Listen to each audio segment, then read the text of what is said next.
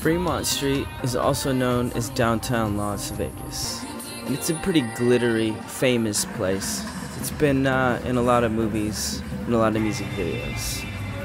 It also is or was the address of many famous casinos such as Fremont Hotel and Casino, Binion's, Golden Nugget, Golden Gate, Four Queens, the Mint, and the Pioneer Club.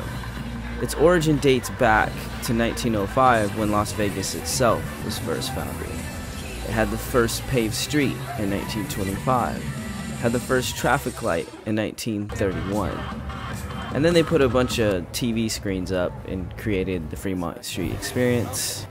I couldn't find the date on that for some reason. Fremont East was a throwback to old Vegas and was developed in 2002.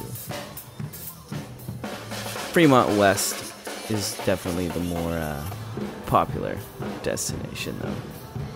This right here is the famous zip line on Fremont Street, which I didn't have the pleasure of doing myself. Maybe I'll do it next time. This is my second time coming to Vegas and staying on Fremont at the Golden Nugget, and I gotta say, it never disappoints. It may seem like it's the same thing over and over again, but there's always a different street performer, or a different band playing, or something going on. There's a reason this place is the entertainment capital of the world.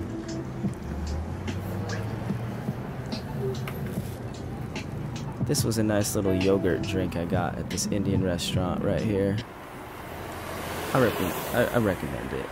The street art also on the outside of Fremont is pretty cool if you want to walk away from the lights and kind of check out stuff going on around. Definitely a highlight. So if you're into taking pictures or just want to have fun, check out Fremont Street in Vegas.